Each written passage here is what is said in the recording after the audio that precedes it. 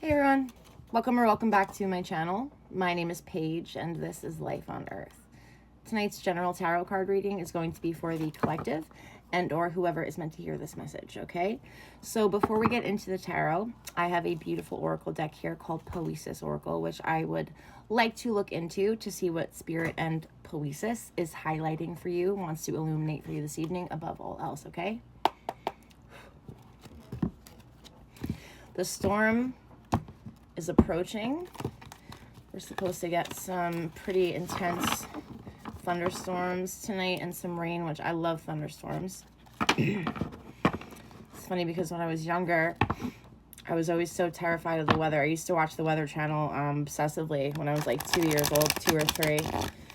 And one of the first times I ever had a friend come over in middle school, like over my house there, I was hiding under my bed because there was a excuse me, crazy thunderstorm.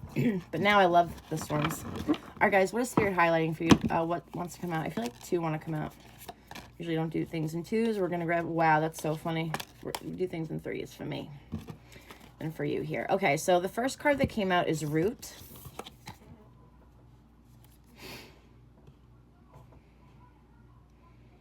The second card that came out is Shadow. And the third card is Desire. First of all, I love that Root is here because it's just another little like synchronistic wink from the great big pattern of the universe and everything else.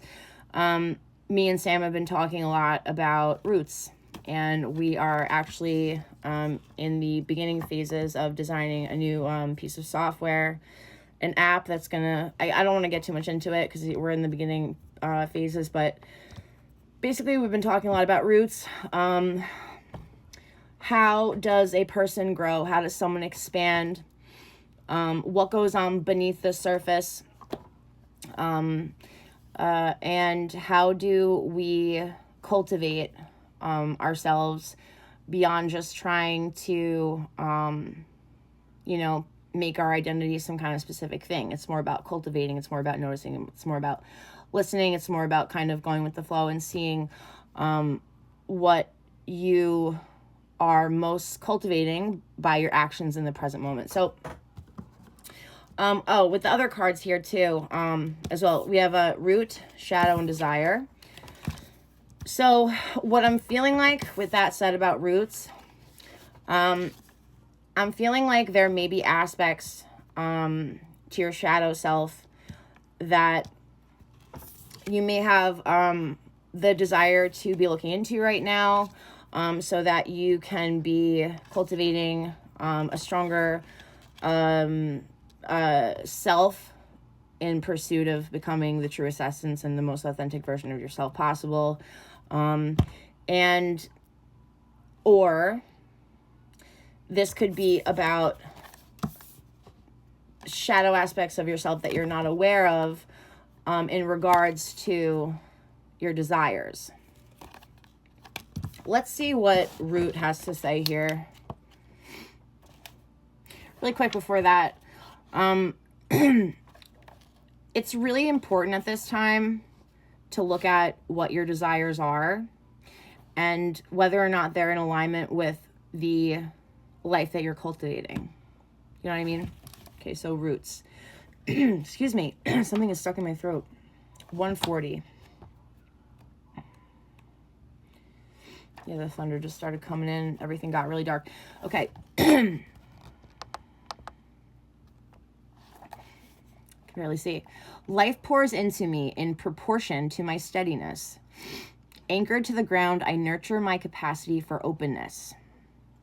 I revere the earth I walk and feel a deepening of trust in myself with every step. We speak to each other with our... Whoa.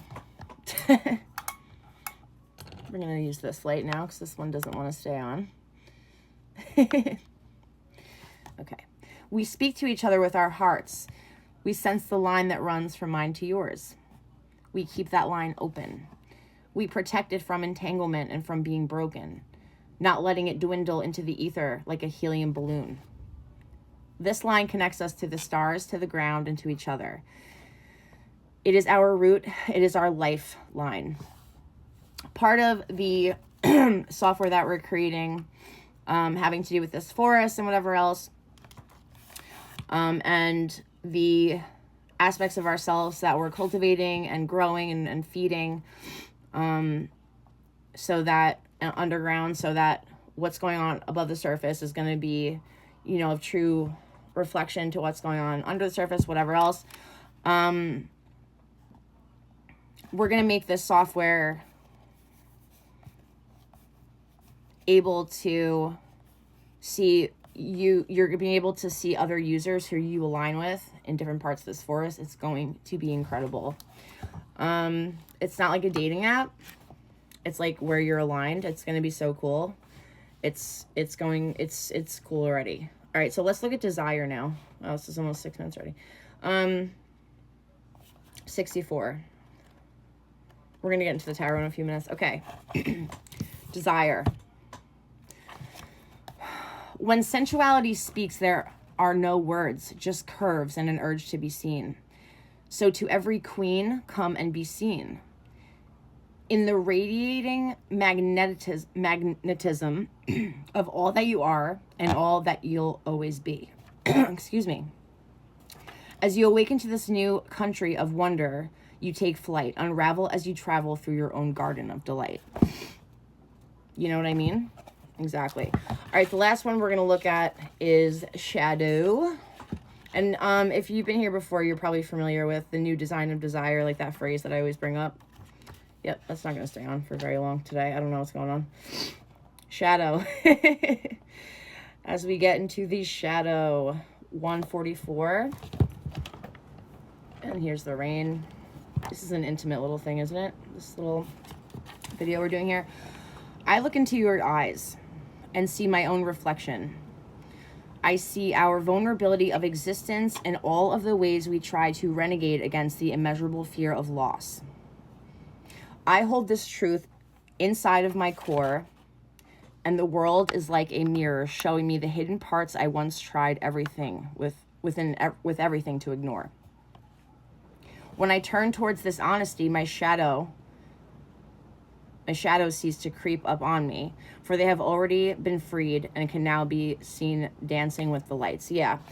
The thing about shadows as well is if we let ourselves turn too much into our shadow self, a shadow is one unilluminated form with no detail. There's no light to it. So if we let ourselves kind of turn into our shadow, there's going to be no essence of your truth left. So roots, desire, shadow. All right, guys, I'm going to lay out the tarot now, see if I can fix this light from going on and off like this, and I'll see you inside the reading. Guys, I also just want to say one more thing about desire here.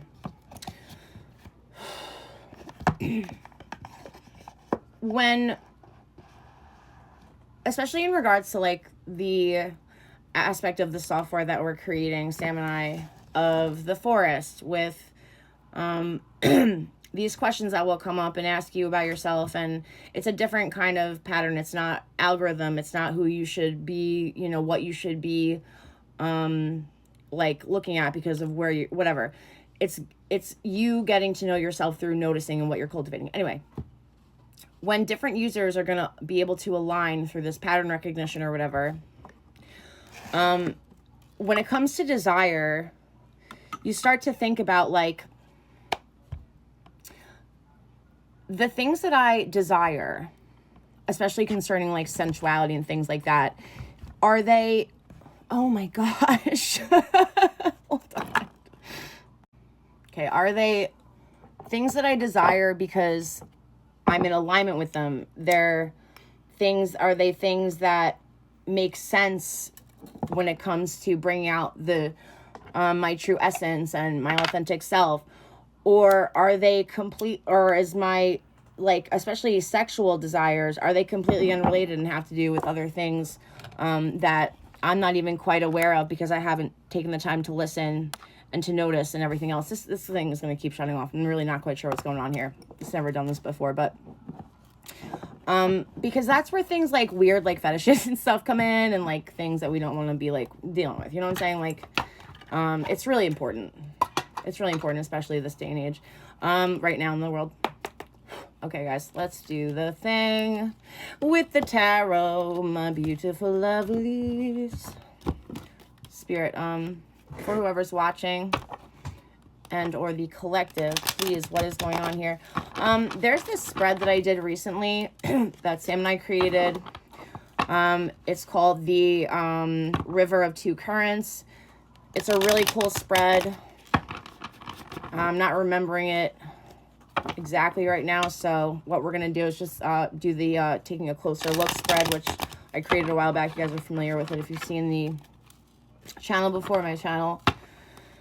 If not, it's just like where you're at, what the energy is, why, from this perspective of noticing things and listening and, you know, instead of reacting and stuff. This is going to be a cool perspective today. Overall, past. Let's do it one more time. Give me a minute. Okay. Overall, I mean, give me a second. For whoever's watching, please, Spirit. Excuse me. Let's do the silence for a minute.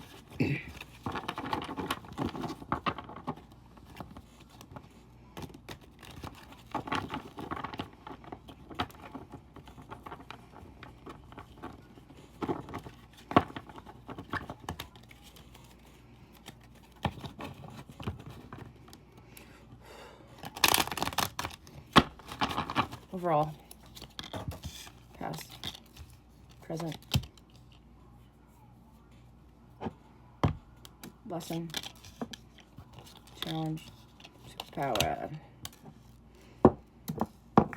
near future, influences, where to go for support, Spirit's message. 2 of them came out. Oh, 3. Beautiful. I was going to say, you know how I feel about 2. I like 3. Okay, see how the light's staying on now? Not quite sure what's going on here.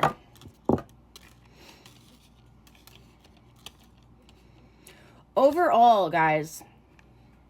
Oh, I put the oracle cards back. Roots, shadow, desire. Overall, we have the Ace of Cups in reverse. This is definitely making sense to me energetically as far as what the oracle cards were for you guys. I feel like this Ace of Cups in reverse is telling me that, excuse me, whatever self that you're cultivating right now, whatever you are putting your reactivity or your responses into, where you're present mostly, where you're in avoidance mostly, I'm seeing that there's some kind of misalignment or some kind of door wanting to be closed, or it's not closed because something is off emotionally. And when it comes to intimacy, in the past here, we have the 3 of Swords in reverse. Okay, so, and in the present, we have the Ace of Wands. Now, what this is telling me is that there's something that you're stuck on, or something that really made a huge impact in your life in the past, and you're just not processing this pain in the most healthiest way that you possibly can. I don't know how else to say it. And it's closing some doors right now, or keeping you making things unclear. Like you can't see it, and things are standing right before you when it comes to offers and love and alignment with people that you're in alignment with. There's something about this closed off energy, avoidance, not dealing with something concerning the heart.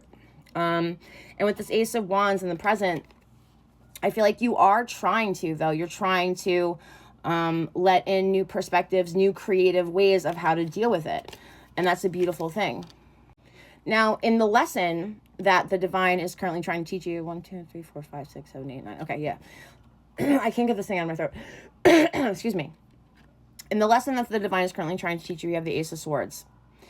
This is about using your mind, your perspective in a sharp way. And not only that, but letting in new perspectives concerning that mental agility into your, not only the bigger picture, but your daily life and the actions that you do, the little things that you do that make up the whole habitual thing, that you wind up, becoming behavioral patterns for you. Now, in the challenge here, we have the Nine of Cups. It seems like what was unable to kind of make you happy in the past is something that you still feel like that needs to be the certain way, shape, or form in which things are going to bring happiness to you. But that might not be the case. But okay, so the Nine of Cups is a wish fulfillment.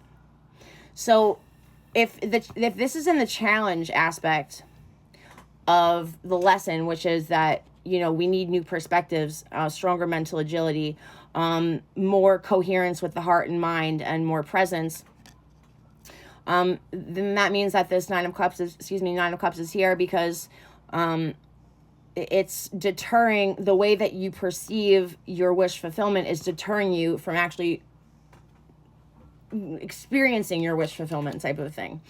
Hold on a second. Now, in your superpower here, in the situation, whether you like it or not, we have the Emperor in reverse. Now, this is telling me that you might not be in the best way. Right now, it might not be the best time for you concerning your ability to be strict with yourself and set stronger boundaries and create new habits for yourself and stuff like that. But for some reason, it's in your superpower.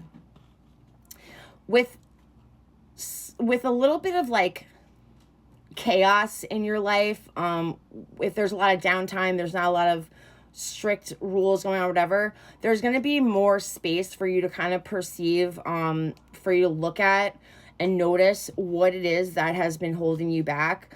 I feel like this lack of structure is giving you some kind of, are we losing our minds to AI? There's so much we need to talk about. This lack of structure kind of, is it helping you to, it's helping you to kind of see in between the cracks in the foundation. You know what I mean? We're not losing our minds to AI. There's so much I need to say right now. I'm just going to do a quick intermission, a quick interjection rather. Actually, I'll go to my other videos. I talk a lot about this stuff. I'll make a separate video about this.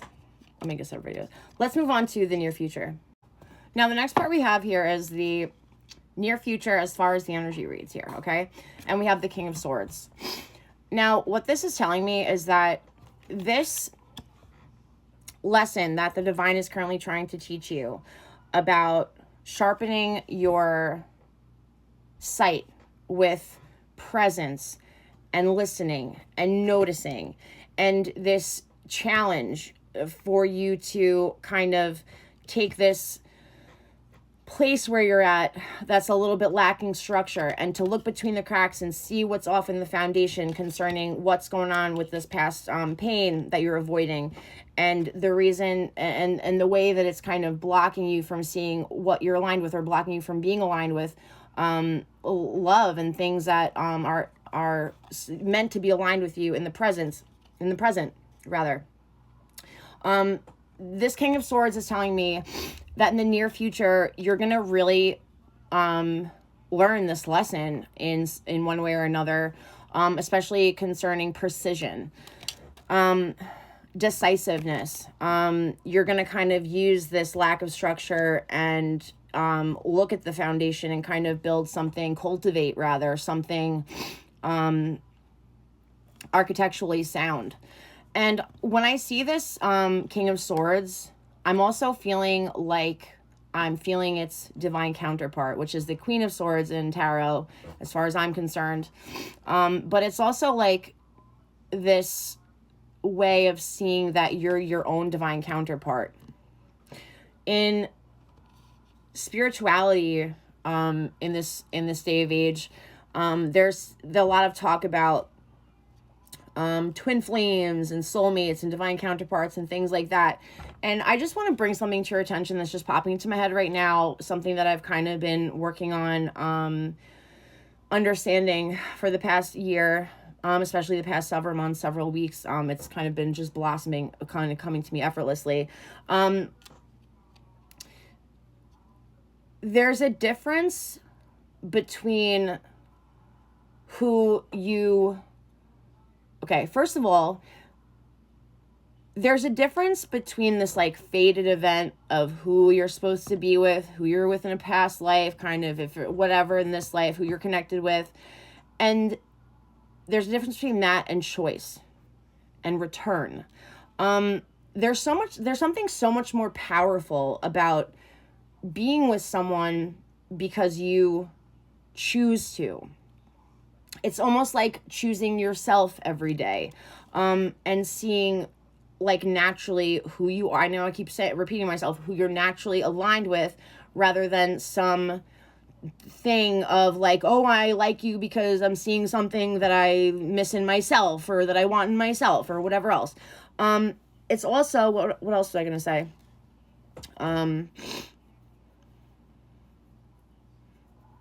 Yeah, I lost my train of thought. We'll get back to that. Okay, so as far as the influences here, we have the Seven of Pentacles, right? Yeah, Seven of Pentacles. Look at this person. Looking at 333, looking at the things that they have cultivated, looking at their financial stability or lack thereof, looking at this thing that they've grown from a seed. That's what I'm saying here. Can't make this up. The influences here is that you're taking a step back. You're looking at how you have, you've built, you've grown, cultivated these things into your life. And I think this way in which you're finally looking at it is going to really, really pay off in like a big way that you could not have even ever imagined. Now, this is a really, really interesting part here. Still, where to go to for support, okay, concerning all of this and this energy. We have the Lovers in reverse.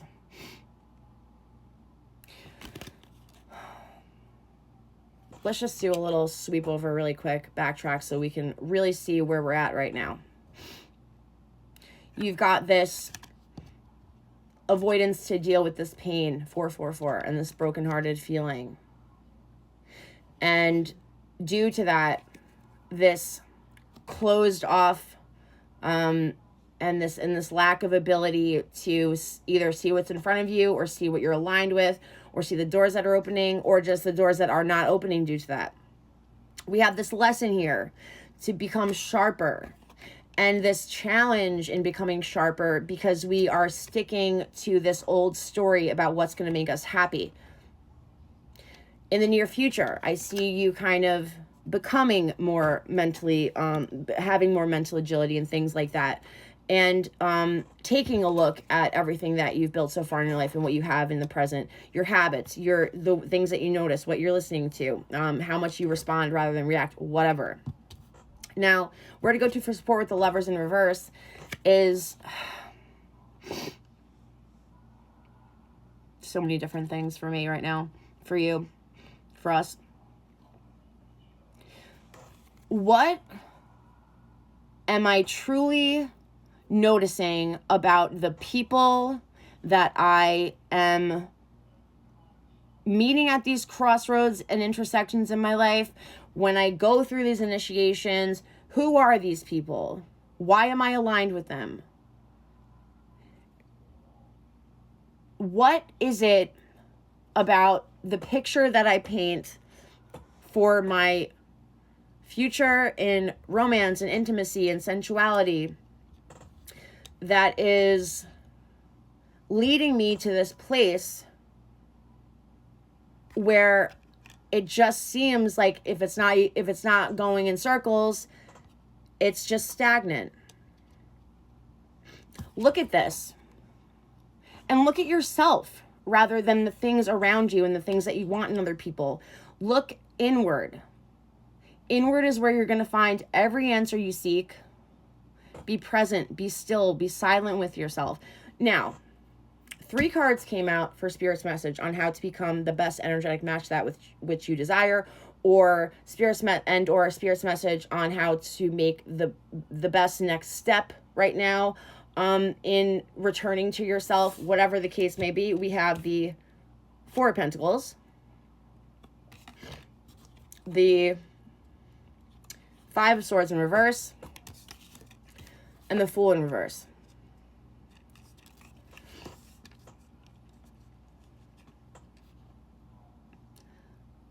Have the places, okay, is the place where you are at currently, right now, your state of mind, your surroundings, your home, your sacred space, whatever, is it the result of a failed mission because you don't know what you're fighting for anymore?